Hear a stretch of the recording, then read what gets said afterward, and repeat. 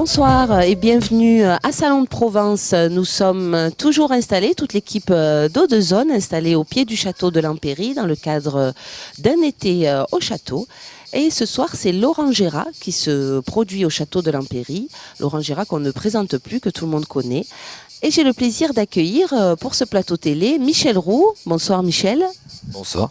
Donc Michel Roux, premier adjoint au maire de Salon de Provence et élu à la culture. Ainsi que Stéphane Rollin. Bonsoir Stéphane. Bonsoir. Alors Stéphane, vous êtes trompettiste. Oui.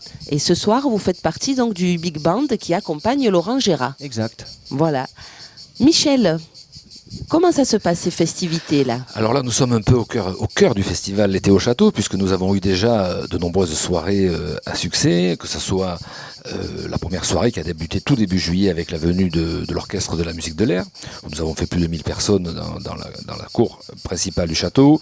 Nous avons eu 3 soirées de théâtre, qui ont pratiquement sur les 3 soirées à peu près 1000 personnes, mais qui étaient dans la cour intérieure du château.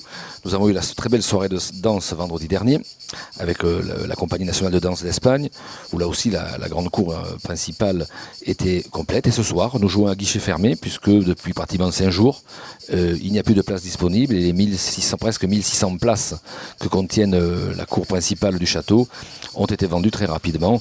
Donc nous sommes très heureux. Et puis bon, dès la semaine prochaine, nous attaquons la suite du festival avec la venue lundi soir de Benabar, oui, où il y a encore des places disponibles. Nous avons à peu près 1000 réservations. Et puis après, nous avons dans la cour intérieure une soirée de jazz avec Virginie Téchiné, quartet. Là, c'est organisé avec l'IMFP.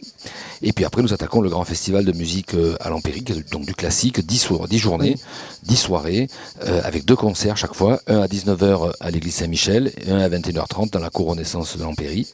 Et puis nous finirons le festival début août avec de l'opéra, et notamment la fameuse soirée où vous avez donc le chœur de l'opéra de Parme avec le festival Verdi. Et puis après le 15 août, un petit clin d'œil à Napoléon, puisque nous sommes ici dans le château de l'Empéry, tout près du musée de Napoléon. 3 soirées avec 3 soirées cinéma en plein air dans la cour Renaissance avec des films qui retracent l'épopée de l'empereur. Une belle programmation, Oui. hein, comme on le disait sur ce plateau même avec Denis Fabre, le directeur des actions culturelles. On voit que cette année, vraiment, il y a eu un gros effort au niveau de la diversité des artistes et de ce que vous avez pu proposer au Salonnais. Ce soir, l'Orangera. Donc, Stéphane, vous qui êtes musicien, vous êtes salonnais, comme le précisait Michel. Oui. Donc, c'est un plaisir, une fierté pour nous, hein, on peut dire, Très, très d'avoir des talents locaux qui accompagnent de grands artistes. Donc, vous jouez de la trompette. Oui, c'est ça. Voilà. Vous serez combien de musiciens sur scène pour l'accompagner ce soir? 16. 16. Donc, ça s'appelle un big band. Il y a un big band, c'est ça? Le big band, c'est une rythmique complète, dirigée par un chef d'orchestre clavier, et puis les cuivres. Trompette, sax, trombone. D'accord. Est-ce que vous allez l'accompagner tout au long de la tournée Non, ou malheureusement. uniquement à Salon? Non, parce que je travaille dans d'autres orchestres et là j'étais disponible. Et donc voilà, donc j'ai accepté volontiers, surtout à Salon. D'accord. Donc vous jouez avec différents artistes qui ont différents répertoires. Oui. Donc vous devez être en capacité de vous adapter rapidement, d'apprendre les Je connaissais partitions. déjà le programme, hein. De toute façon j'avais déjà fait, il n'y a pas de problème. Je travaille l'hiver sur Paris et l'été j'ai un appartement ici, donc je suis présent souvent l'été beaucoup plus longuement que l'hiver. Je fais les allers-retours en fait. Vous êtes nomade. Oui, si on peut dire. Si je peux me permettre, Je vous en prie. On est très heureux de pouvoir montrer qu'à Salon il y a des talents, puisque finalement Bien sûr. on connaît tous Stéphane Rollin, puisqu'il a créé le festival Nostradamus, qui a eu un grand succès au mois de mars dernier et qui va se refaire l'hiver prochain, et qui est trompettiste de talent, accompagne des tournées comme ce soir un peu partout en France et un peu partout en Europe. Donc ça montre qu'à Salon nous avons de vrais talents. Oui, on les voit pas toujours parce que c'est pas toujours évident pour des jeunes talents de se valoriser. C'est pas leur métier, ce sont des artistes. Mais justement, Eau-de-Zone aime bien mettre la focale, la lumière sur les talents locaux. Michel, cette année, on a pu voir les villes de Salon très animées, notamment le vendredi soir. Oui. Avec le marché nocturne, c'est une nouveauté ça. La ville est très animée et donc nous avons mis en place tout un programme culturel au travers du festival L'été au château, j'en parlais tout à l'heure, avec notamment une très belle exposition qui a lieu actuellement, qu'on a inaugurée hier soir à l'espace Robert de Lamanon, au Septier. Et puis également, nous avons mis en place un certain nombre d'animations tout au travers de tout cet été. Donc tous les vendredis soirs, un marché nocturne qui attire beaucoup de monde, des animations importantes pour le 14 juillet. Nous avons créé le premier banquet républicain en cœur de ville. Pareil au mois d'août, vous aurez de nombreuses animations. Et puis nous favorisons les initiatives privées, puisque de nombreux établissements nous demandent d'installer des orchestres, d'animer leurs terrasses, ce que nous faisons très volontiers dans les autorisations et le prix de matériel. Nous sommes très preneurs d'initiatives privées. Eh bien, je pense que c'est une réussite. En tout cas, ça fait plaisir de voir cette ville qu'on appelle la Belle Endormie, la voir animée et avec les rues bondées de monde. On a essayé depuis effectivement de réveiller la Belle Endormie, qui se réveille tout à fait naturellement quand on lui propose des choses intéressantes. Et je vois que les Célanais, comme les habitants du Pays de Salon et les touristes qui sont en vacances dans notre belle région, répondent positivement aux manifestations qu'on leur propose. On l'a vu au travers des soirées du festival, on le voit au travers des animations qu'on propose dans toutes les rues. Merci Michel. Stéphane ? On voit qu'il n'y a pas que les artistes qui ont du talent, les politiciens aussi. Chacun son talent. Chacun son talent, chacun son talent. Mais de qualité. Je n'aime pas le mot politicien, bien qu'on l'utilise beaucoup, parce que je pense que je suis natif de cette ville de Salon et que j'aime beaucoup. Et j'ai envie de l'avoir brillé, j'ai envie de tirer vers le haut, de façon à ce que cette ville bouge. Et ça n'a rien de politique, c'est vraiment une passion qu'on peut avoir pour une ville. Quelque chose qui vous tient à cœur. Tout à fait. Encore mieux. Stéphane, combien de temps dure le spectacle ce soir avec Laurent Gérard ? Environ 1h30, 1h40. Ouais. Est-ce que vous avez eu l'occasion de répéter avec d'autres musiciens du Big Band, ou est-ce que chacun répète dans son coin et quand vous vous retrouvez, vous faites un filage ? Il y a des répétitions générales, il y a des filages.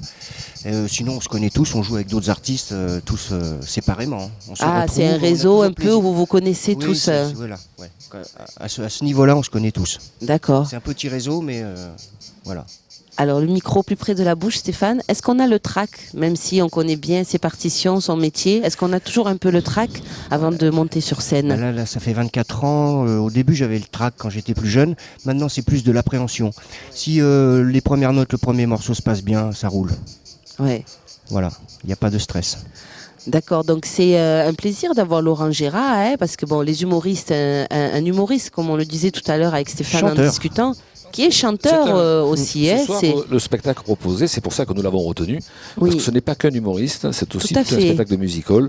Il chante, il danse, il y a un très bel orchestre, on en parlait.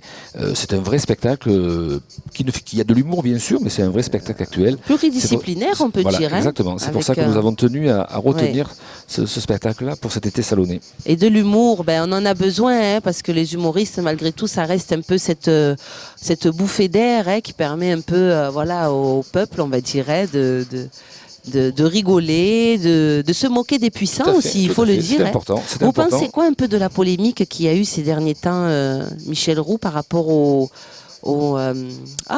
j'ai perdu le mot, au guignol de l'info, où les réseaux sociaux se sont enflammés. J'ai eu l'impression que c'était un enflammement médiatique pour pas grand chose finalement, puisque finalement on a vu qu'il est normal qu'une direction de chaîne se pose des questions quand un programme commence à être un peu usé. J'ai trouvé que les propos ont toujours, comme dans tous les déferlements médiatiques dans les réseaux sociaux, ont été beaucoup trop excessifs par rapport à la réalité du dossier. Ouais. D'accord. Vous en pensez quoi, vous, Stéphane ? Moi, je suis désolé, j'étais pas au courant. Il a été question à un moment donné d'enlever de la grille de programmation, d'enlever les guignols de l'info. Vous en pensez quoi ? Personnellement, je trouve que c'est pas de la censure, c'est aussi ma foi, les guignols d'info font partie du paysage humoristique de notre pays. Il n'y a pas de raison qu'ils disparaissent. Après, la direction de Canal+ a des contingences matérielles et financières. Elle peut avoir des envies de modification, d'amélioration, de gestion. Mais ça, c'est le problème de la direction de Canal+. Je crois qu'on n'a pas beaucoup de commentaires à faire. Nous sommes que des modestes spectateurs. Vous aimez, vous, les guignols ? Ah oui, bien sûr, j'ai été versé avec ça. Oui. Et vous, Michel ? Tout à fait. Moi, je trouve on aime. Il faut être irrévérencieux, parce que sinon, on vit dans une société de plus en plus monocolore. Tout à fait, oui. Rappelez-vous, l'époque de Coluche, l'époque de Desproges, oui, il y avait vraiment une vraie satire. Ils allaient beaucoup plus loin. Aujourd'hui, tout le monde se tourne 7 fois la langue dans la bouche avant de dire quelque chose, de peur d'être repris dans les médias, d'être critiqué. Donc finalement, on a une vie politique, une vie, pas que politique d'ailleurs, une vie sociale française qui est de plus en plus monocolore. Et moi je déteste moi j'aime beaucoup la couleur, donc le noir et blanc ça ne me plaît pas, donc je trouve qu'il faut être irrévérencieux et je trouve que des médias qui le sont, Charlie Hebdo l'est, d'autres médias le sont et les Guignols en font partie, il faut de l'humour, il faut se moquer des puissants, voilà. Eh bien ce sera le mot de la fin, Michel Roux. Vous vouliez rajouter quelque chose, Stéphane? Bonne fin de soirée, puis profitez du spectacle. Ben, merci beaucoup à vous. Bon show ce soir. Merci. Merci à tous les deux d'avoir accepté notre invitation. Merci à vous. Et on se retrouve bientôt sur Eau-de-Zone pour de nouveaux plateaux télé avec de nouveaux invités dans le cadre d'un été au château à Salon de Provence. Merci, au revoir.